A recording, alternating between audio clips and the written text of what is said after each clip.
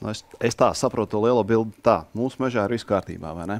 Tie, kas aktīvi, viņi aktīvi sporto, un viņi jau ir aktīvāki, viņi vairāk kustās, un tāpēc tā sajūta, ka tas burbulis aug. Vairāk dalībnieku maratonā, vairāk dalībnieku stirnbukā, bet lielais vairākums Latvijā ir neaktīvi. Un mēs viņus neredzam, nedzirdam, un viņi dzīvo kaut kādā, es nezinu, kādā tur luksuforā, bet viņi nav sasniedzami. Un tas, kas šobrīd ir, droši vien, ka tas gan nav veselības ministrijas jautājums, bet IZM jautājums.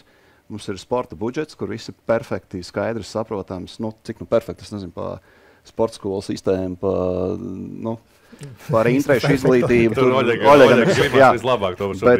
Bet tur ir vismaz kaut kāda skaidrība. Tik un tik miljoni aiziet skolotājiem turpmākajos 3 gados. Nekas nemainīsies, bet sūdīgāk nebūs. Skaidrs. Tas, kas ir skaidrs, federācijām kaut kas atlec. Kas ir tam luksuforam, kas nav tajā, un ne jau tikai bērniem vajag tos attaisnojošos izdevumus, kāpēc nepieaug. Tieši tā, ja fāterim ir 3 dēli jāaizved uz stirnbuku maču, skaidrs, degviela, dalības maksas, viss kaut ko maksā. Tieši tā, tās ir izmaksas, kāpēc viņas nevar iekļaut attaisnojamajos izdevumos valstiski. Līdzīgi, kāpēc man pa zālēm ir tikai jāpieprasa sēdēsā tur. Jāievada čeki. Es domāju, ka viena acīm redzamā lieta, ko patiesībā laikam jau izdarīt, nemaz nav tik sarežģīti. Tas ir tas, ko dara. Vai ne? Es teiktu, ka šo grupu, kas nav nekur, tā ir tā lielā masa, kas nedara neko. Mēs viņu esam vispār pazaudējuši, mēs par viņu nerunājam. Viņa nav uz mūsu radara, principā. Viņa nav uz mūsu radara, un tas ir tas pelēkais jēdziens, ko neviens nesaprot, kas tas tāds ir. LE tautas sports vai kas tas tāds ir? Jo es gribētu teikt, ka mēs šeit visi pie galda sēdošies, gribu domāt, ka mēs dzīvojam tā sauktajā sporta burbulī.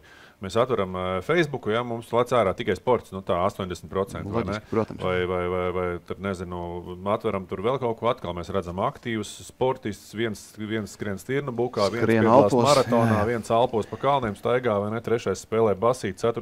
hokeja, 5. tur vēl kaut ko, ja. Bet tas burbulis, kas ir ārpus tā sporta burbuļa, viņš ir vēl lielāks, vai ne?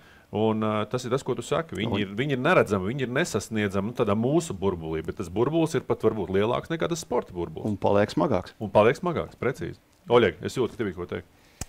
Man īstenībā daudz ko teikt. Es domāju, no kuras puses sāk. Rādījumam nepietiks laika, es jūtu, bet mēģinu. Es domāju, no kuras puses sāk, ko ielikt šajā tieši runā un ko nē. Man jau liekas, ka tagad aizskarsim tādu lietu, kā infrastruktūra. Jā, un ar infrastruktūru es nedomāju tikai iekštelpas, es domāju arī ārtelpas. Un lai arī forši, ka ir stirnbuks, un viņš notiek ārā, teiksim tā, un noteikti tiek atrastas paši veidot trases un tā tālāk.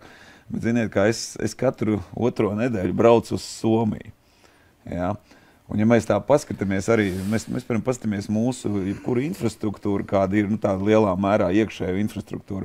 Un tagad par hokeju, vai ne? Jā, pat bet tagad, piemēram, vecāks atveda savu bērnu uz nodarbību. Tā nodarbība ir stundu, varbūt tur vēl dušiņu, varbūt vēl vairāk un tā tālāk. Un kas notiek? Mums bieži vien vecāks sēž koridorī, kafejnīcā, viņš vienkārši sēž un gaida, kad bērnam beigsies nodarbība. No vienas puses, ja, droši vien jau viņš varētu iziet un tur pa ielu iet kaut kur, ja, un staigāt, kas būtu arī īstenībā apsveicami, ja, par to vispār padomāt. Vienkārši, kad nevis tu sēdi datorā vai kur. Jā, tā ir viena lieta. Bet šis vecāks ir nostrādājis tagad vienu dienu, ja, tagad viņš ir atbraucis, aizvedis savu bērnu 1, 2 vai 3. Reāli skaidrs, ka tas būs visdrīzāk līdz 8, 9 vakarā beigās. Jā, nerunājot par to, kādu tam bērnam noslodz, bet pat to vecāku. Jā. Un tā izpratne par to, ka īstenībā taču es varēju varbūt iziet ārā, es varu izdarīt to vai šito. Un tad es runāju par to Somiju. Jā. Un es tagad es pieminēšu to hokeju, jo tur gan viss apkārt ir. Tu aizbrauc uz tādu hokeju bāzi, un tur apkārt ir gan futbols, gan basiens, gan viss kopā. Un tad tur ir vienkārši pārsvarā tās bāzes visas ir pie mežiņa. Ja? Un tur ir tādi celiņi sataisīti. Tur cilvēki ir, ka biesi, ja? Tie vecāki, es šaubos, ka viņi īpaši daudz no viņiem treniņu skatās. Ja? Viņi vienkārši paņem nūjas, viņi paņem sporta tērpu un viņi iet un staigā. Ja?